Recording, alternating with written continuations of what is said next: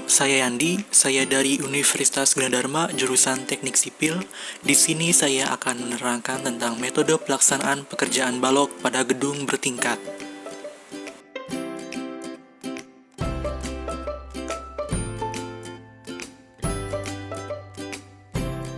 Penasaran dengan penjelasan saya? Yuk, kita simak baik-baik. Ilmu teknik sipil merupakan bidang ilmu terapan yang mempelajari tentang merancang, membangun, merenovasi, baik tidak hanya gedung dan infrastruktur, melainkan juga mencakup lingkungan untuk kemaslahatan hidup manusia. Kerja praktek merupakan kegiatan mahasiswa yang dilakukan di masyarakat maupun di perusahaan atau instansi untuk mengaplikasikan ilmu yang diperoleh relevansinya melalui jalur pengembangan diri dengan mendalami bidang ilmu tertentu. Oleh karena itu, seperti yang sebelumnya saya jelaskan bahwa saat ini saya ingin menerangkan tentang metode pelaksanaan pekerjaan balok pada Fakultas Kedokteran Kampus F8 Universitas Gunadarma.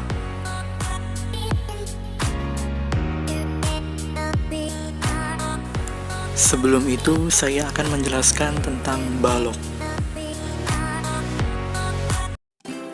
Balok atau beam merupakan elemen struktur yang berfungsi mentransmisikan beban dari pelat menuju kolom. Pada umumnya, balok dicor secara monolit dengan kolom dan pelat lantai. Lalu balok juga memiliki karakteristik penulangan pada satu sisi saja, khususnya untuk tahanan terhadap lentur. Balok umumnya ada dua tipe, yakni balok T dan balok L. Backisting dari balok sendiri akan menerima gaya vertikal dan horizontal dari berat beton, gaya angin, beban konstruksi, dan beban kejut. Dalam pelaksanaannya, ada 3 tahapan yang harus diperhatikan, yaitu stability, strength, dan serviceability. Ada hal mendasar yang harus dihindari dalam pendesainan backisting, yaitu terciptanya eksentrisitas akibat lebar backisting balok yang lebih lebar dari support dan tidak tersupport dengan benar daerah sisi dinding.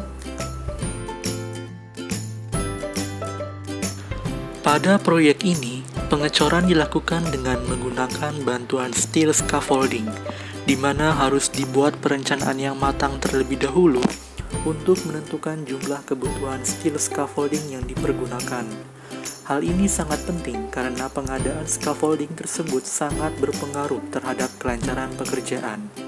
Selain jumlah mainframe, juga perlu direncanakan adjusting frame yang diperlukan berhubungan dengan ketinggian dari struktur yang ada. Selain backisting, hal lain yang harus diperhatikan dengan baik dan harus sesuai dengan gambar kerja adalah pekerjaan pembesian. Pekerjaan ini harus diamati dengan sangat akurat oleh bagian quality control, di mana pengecekan jumlah dan jarak pembesian sangat mutlak diperlukan sebelum pengecoran dilakukan. Pekerjaan balok dapat dilakukan setelah pekerjaan kolom selesai dan telah dilakukan pembongkaran backisting kolom. Berikut proses atau tahap pekerjaan balok. Yang pertama, pemasangan scaffolding. Sebelum melakukan pembuatan backisting balok, terlebih dahulu kita harus mengukur dan menghitung luasan balok dan pelat lantai untuk menentukan berapa kebutuhan scaffolding atau perancah yang digunakan. Kemudian, pelaksanaan pembuatan backisting balok dan pelat lantai dapat dilakukan. Berikut urutan pemasangan acuan perancah balok dan pelat lantai.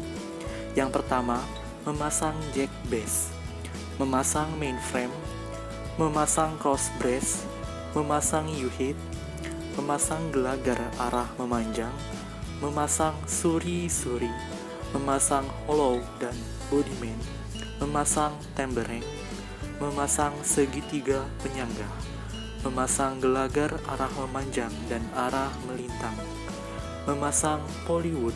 Backisting balok dan pelat lantai dibuat dari polywood yang tebalnya 12 mm dan dibentuk sesuai dengan konstruksi pekerjaan pada gambar rencana atau BSTEC. Tahapan pekerjaan backcasting ini sangat perlu diperhatikan karena dampak langsung pada pekerjaan-pekerjaan lainnya. Persyaratan pekerjaan backcasting yang harus dipenuhi adalah 1. Syarat kekuatan, yaitu bagaimana material backcasting cukup untuk menerima beban yang bekerja sewaktu pengecoran. 2. Syarat kekakuan, yaitu bagaimana material backcasting tidak mengalami perubahan atau bentuk deformasi atau bergeser sewaktu pengecoran berlangsung. 3. Syarat stabilitas, yaitu berarti bahwa balok backcasting dan tiang atau perancah tidak runtuh tiba-tiba akibat gaya yang bekerja. Selain itu, perencanaan dan desain backcasting harus memenuhi aspek bisnis dan teknologi, sehingga pertimbangan-pertimbangan di bawah ini setidaknya harus dipenuhi. 1. Ekonomis. 2. Kemudahan dalam pemasangan dan bongkar. 3. Tidak bocor. Yang kedua, penulangan balok.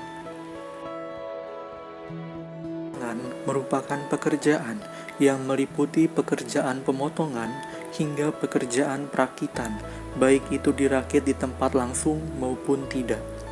Tulangan merupakan salah satu bahan beton bertulang yang berfungsi sebagai penahan daya tarik pada struktur balok maupun pelat. Tulangan yang dipakai semuanya menggunakan baja ulir. Pekerjaan tulangan pelat, lantai, dan balok menggunakan sistem perakitan langsung di tempat. Penulangan balok diusahakan agar dalam kondisi under reinforced, yang artinya tulangan lebih lemah daripada beton, sehingga ketika terjadi keruntuhan pada balok, ditandai dengan melendutnya balok. Hal ini bertujuan untuk menghindari kehancuran atau kolaps secara tiba-tiba pada balok. Tahapan pekerjaan penulangan balok dilakukan dengan cara sebagai berikut. 1. Sebelum pekerjaan penulangan, posisi balok harus dicek terlebih dahulu posisi as balok sesuai dengan gambar kerja, agar posisi balok tidak tergeser dari as yang akan menyebabkan beban eksentris pada balok. 2. Untuk menandai as balok, dibuat garis pinjaman 1 meter dari as balok sebagai pedoman. 3. Untuk tulangan utama dibuat di tempat pengecoran langsung. Ujung tulangan dibengkokkan menggunakan alat secara manual, sedangkan untuk bagel dibuat dari lantai 6, lalu diangkat menggunakan tower crane. 4. Tulangan dirakit dengan cara dimasukkan tulangan atas terlebih dahulu, lalu memasukkan bagel dari ujung tulangan, lalu tulangan dimasukkan. 5. Untuk sambungan overlap tulangan atas adalah 20 dB dan untuk tulangan bawah digunakan 15 dB. dB adalah diameter tulangan utama yang terbesar. 6. Jarak antar bagel diatur sesuai dengan gambar shop drawing, lalu diikat dengan kawat benrat. 8. Pasang beton decking di bawah tulangan bawah. Tebal beton decking kurang lebih 40 mm. Yang ketiga, penentuan elevasi balok. Pengecekan elevasi balok dan plat lantai digunakan agar lantai kerja rata atau tidak miring, dan ketinggian dari balok atau plat lantai sesuai dengan gambar kerja. Untuk alat yang digunakan dalam pengecekan elevasi adalah penyipat datar, kaki 3, dan bak ukur. Penentuan dilakukan dari kolom yang telah dimarking sebelumnya. Kemudian, diukur menggunakan meteran tinggi elevasi yang akan dibuat. Agar menghasilkan elevasi yang sama untuk pembuatan balok dan plat lantai, diperlukan pekerjaan elevasi yang cermat dan teliti. Tahapan penentuan elevasi balok dilakukan dengan cara sebagai berikut. 1. Buat marking atau garis pinjaman setinggi 1 meter pada kolom menggunakan meteran yang diukur dari tinggi elevasi lantai. 2. Kemudian digunakan waterpass untuk membuat marking pada beberapa kolom lainnya, di mana kolom yang telah dimarking tersebut akan digunakan sebagai titik koordinat untuk mengukur dan mengecek elevasi balok dan plat lantai. 3. Dari marking tersebut, waterpass diletakkan di posisi yang sesuai untuk mengecek elevasi balok dan plat lantai, kemudian diukur ketinggian elevasi besar backisting balok dan plat lantai. 4. Dari dasar balok dan plat lantai tersebut, diukur ketinggian balok dengan menambahkan nilai ketinggian marking dengan tinggi balok untuk bacaan yang dibaca pada waterpass. 5. Pembacaan dilakukan di beberapa titik. Apabila terjadi ketidaksesuaian bacaan, maka pekerja yang berada di bawah akan menaik atau menurunkan posisi jack base atau U-hit yang diberitahu oleh surveyor sesuai dengan bacaan yang terlihat pada waterpass. Yang keempat, pengecoran balok. Proses pengecoran merupakan proses memasukkan campuran beton ke dalam backisting balok dan plat lantai yang telah diberi tulangan. Sebelum proses pengecoran, ada beberapa hal yang harus dilakukan, yakni sebagai berikut. Yang pertama, pengecekan backisting. Backisting yang telah dipasang harus dicek kembali apakah sudah sesuai dengan gambar yang direncanakan atau belum. Backisting harus kuat dan tidak bocor saat melakukan pengecoran. Selain itu, backisting juga harus kuat dan kokoh agar tidak bergeser dan bergoyang karena pemadatan dan penggetaran pada saat dilakukan pengecoran. Hal-hal yang harus diperhatikan pada saat pemeriksaan backisting adalah sebagai berikut. 1. Mengukur tinggi dan lebar backisting yang telah dipasang. 2. Melapisi sambungan backisting yang tidak rapat dengan isolatif. 3. Mengecek kembali elevasi backisting dengan waterpass.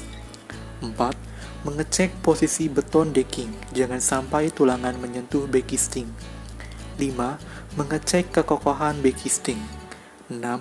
Memasang blokotan kamar mandi yang berfungsi untuk membedakan ketinggian beton cor pada saat pengecoran, sehingga elevasi beton cor lantai kamar mandi lebih rendah daripada elevasi lantai utama. 7. Membersihkan lokasi pengecoran. Pembersihan dilakukan agar beton yang akan dibuat menghasilkan permukaan yang bersih dan rapi. Untuk membersihkan kotoran kecil dan ringan, maka dilakukan pembersihan menggunakan air kompresor, sedangkan untuk kotoran lainnya seperti sisa potongan besi, kawat benrat, dan logam lainnya dilakukan pembersihan menggunakan potongan magnet yang didekatkan sehingga dapat menempel dan diambil. Yang kedua, pengecekan penulangan balok. Tulangan harus dirakit sesuai dengan gambar yang telah direncanakan. Pemeriksaan dilakukan agar tulangan yang telah dirakit telah sesuai letak, ukuran, dan jumlah tulangan, sehingga akan terbentuk konstruksi beton yang sesuai dengan spesifikasi. Hal-hal yang harus diperhatikan pada saat pemeriksaan penulangan adalah sebagai berikut. 1. Memeriksa jarak antar tulangan dan jarak antar sengkang yang telah dipasang sesuai dengan gambar yang direncanakan. 2. Memeriksa jumlah, ukuran, dan jarak sengkang yang telah dipasang. 3. Memeriksa sambungan tulangan. 4. Memeriksa ikatan kawat benrat terhadap tulangan. 5. Memeriksa jarak overstack tulangan. 6. Memeriksa jarak tumpuan dan lapangan. 7. Tulangan harus bersih dari kotoran, karat, serta kotoran lainnya yang dapat mengurangi daya retakan. Yang ketiga, pengecoran balok. Dalam pekerjaan pengecoran balok, plat lantai, sepatu kolom, dan core wall dikerjakan secara bersamaan.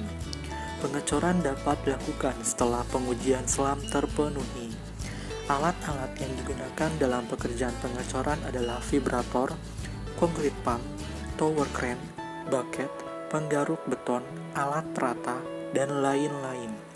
Berikut langkah-langkah pengecoran balok dan plat lantai. 1. Pengecoran dilakukan berdasarkan zona lantai.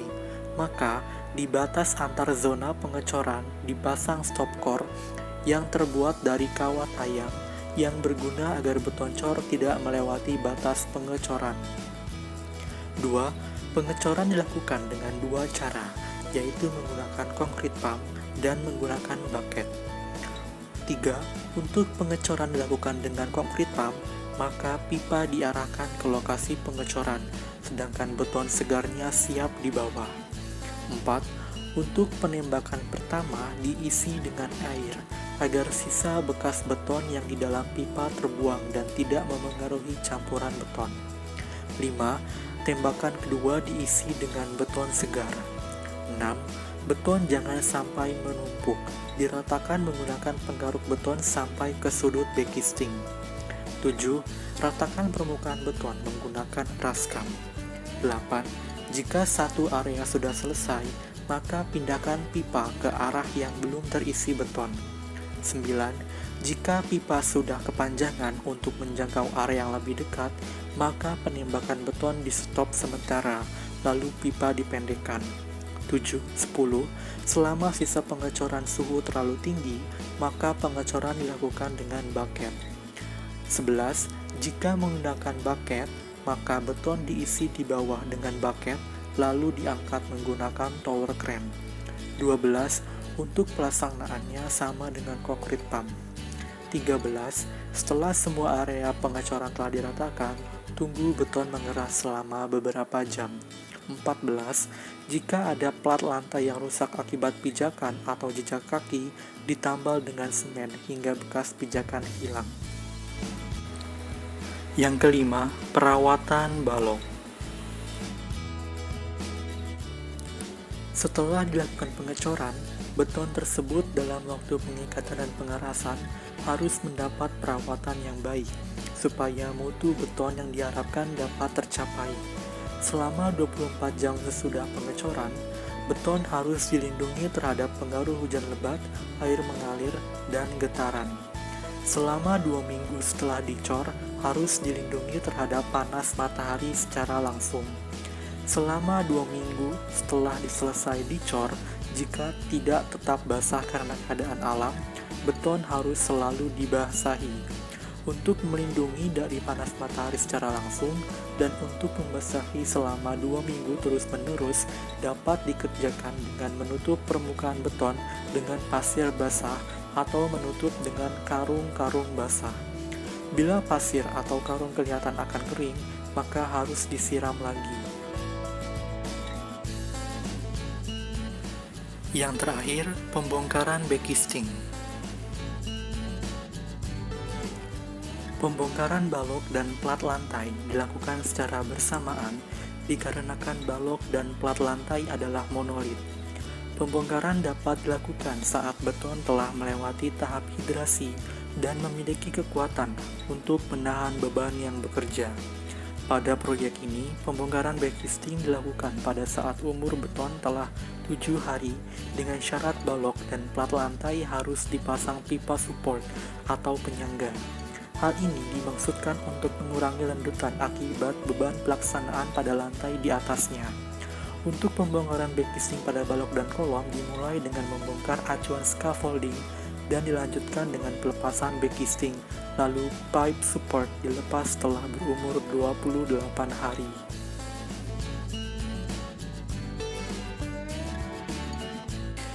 Itulah beberapa tahapan dalam pelaksanaan pekerjaan balok.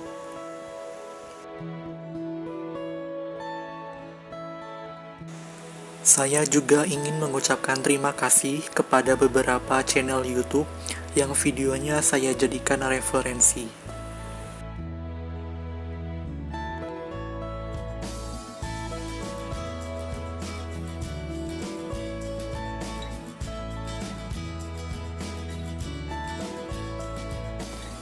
Sekian dari saya, terima kasih, semoga bermanfaat.